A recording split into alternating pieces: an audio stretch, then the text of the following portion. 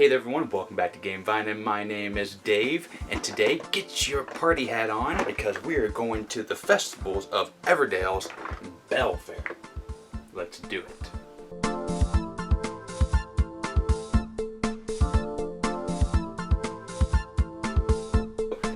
So disclaimer, as always, this is a review copy from Starling Games. Thank you again everybody from Starling Games. As you've seen in the last review, this is quickly becoming one of my favorite games of all time, so I really do appreciate your support.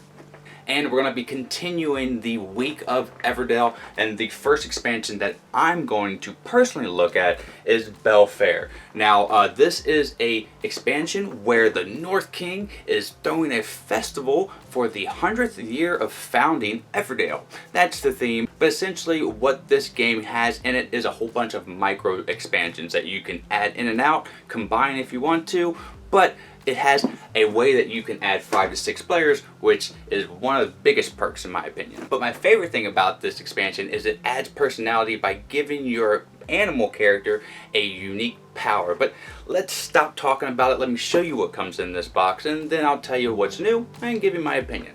Let's go.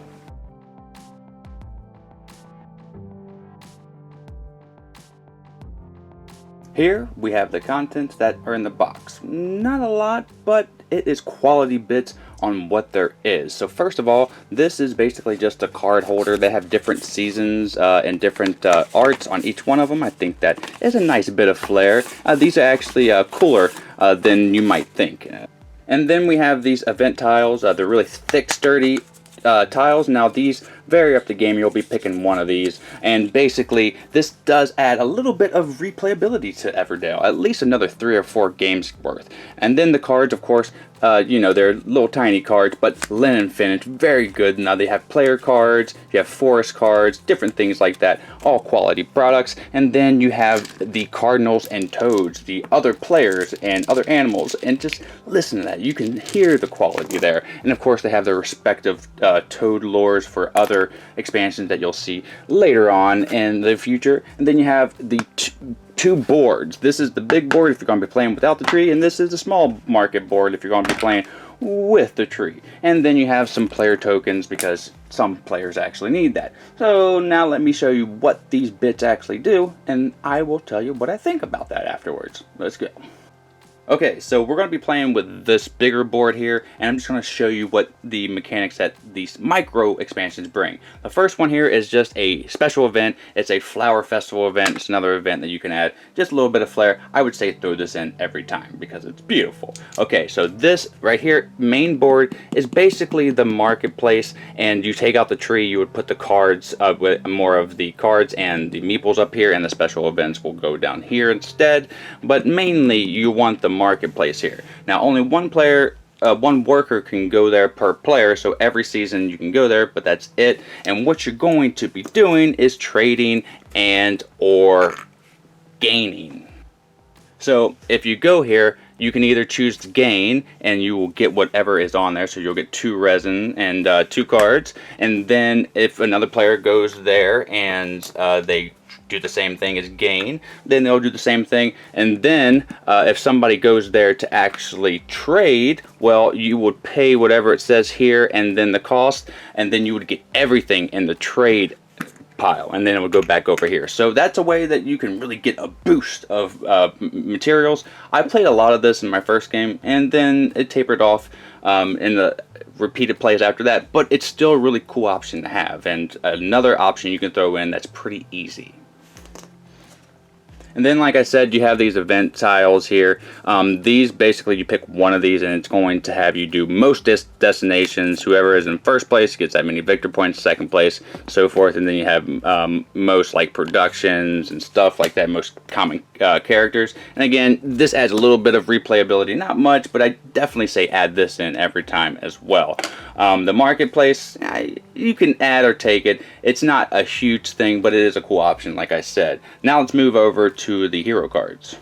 So if you can see here, I'm not going to go over a lot of them here. The Cardinals get a power here, increase your hand limit by 2. Anytime you get to draw any number of cards, you may draw additional one from the deck. And each of the old creatures get a power, some more diverse and complicated than others, but they all are different and asymmetric, and I just love this. This is my favorite part. Oh man, I'll talk more about that in my thoughts portion of the video, but pretty cool addition, and I say yeah, add this one every time too. So the rule book is written really well, and it has an option for solo play and adding this expansion in, which is important to me because I play this game very often by myself because I love playing this game. So it's nice rule book. Kudos to you on that. Keep up the good work. And lastly, we have the special events and forest card. Now these ones I like because they really give you an option where it doesn't have to be so specific. You don't have to have this critter or this building to gain this special event. You just have to discard this many things. You have to have 5 critters. Very basic. And this here, I would say, I would add to the game if you have people who like to play style where they want to have something to do every turn, or they don't like to have leftover materials at the end of the game, because that is another way that you can get rid of a lot of stuff. And then you just have the rest of the forest cards, and these are pretty cool. I like these. Not too many of them, but they do have more options. 3 resin is a pretty valuable thing, but there's only 4. You can add these, and I think this is pretty cool too. But that is all the contents and basically how you play this game. Like I said, you don't have to play with this board. You can use the tree and have the market by itself, but that is your choice. So now let's get over to my opinion, which of course is going to be most likely a good one, but there are some caveats and exceptions to this expansion, and I gotta let you know about them. Let's go. So that is what comes in the box of Bellfaire and how you play the mini expansions. Now let's give this game a grade. An 80% in my book. A low B, but a solid grade at that. Not as high as the base set, but what do you expect from an expansion? It's an expansion. But this one is the first one that I played, so I'm going to have to compare it to my experience with the base game in this, and I will compare it in the next videos to the other expansions that I have.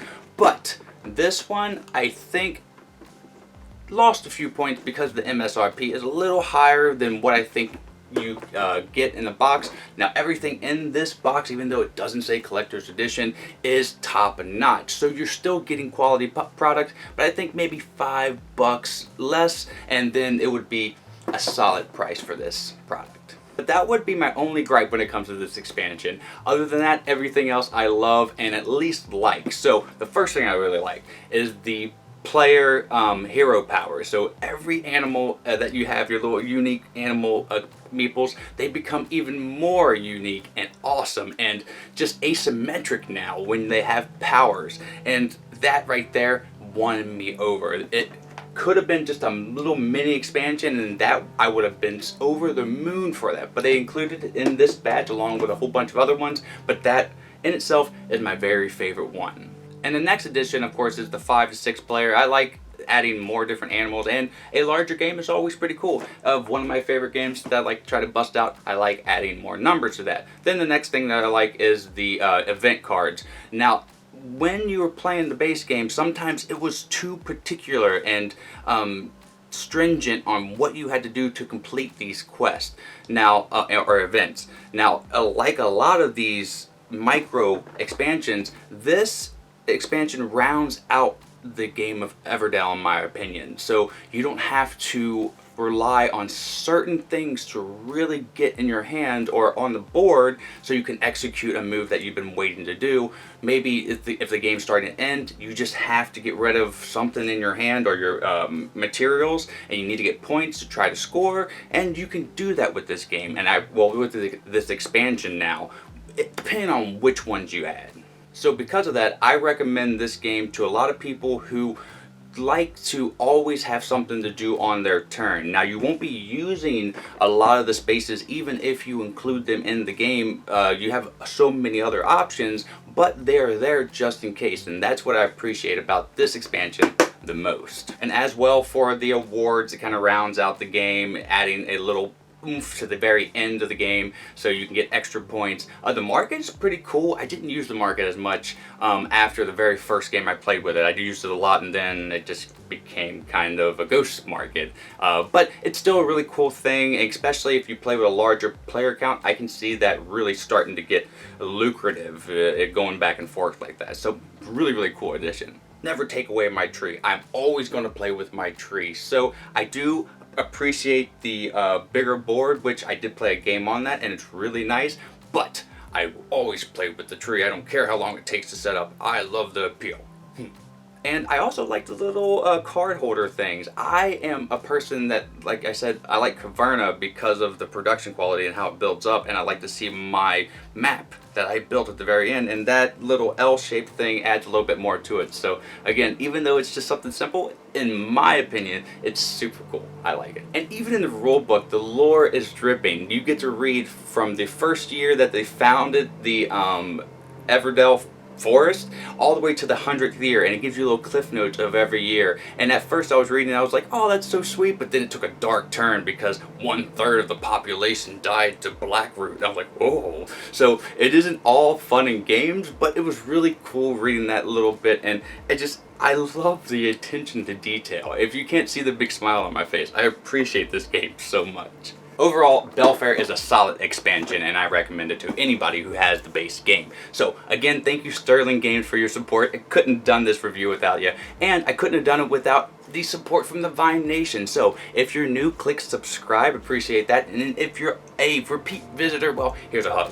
Loved so much. Click like if you like the video, click dislike if you don't like the video, and leave down in the comments below why you don't, so I can improve these videos in the future. But until the next time that I see you, have a great rest of your day and a great time with all that you play. Enjoy me in the next video where we talk about a bigger Everdell expansion. But until then, I'm Dave. I'm out. Bye.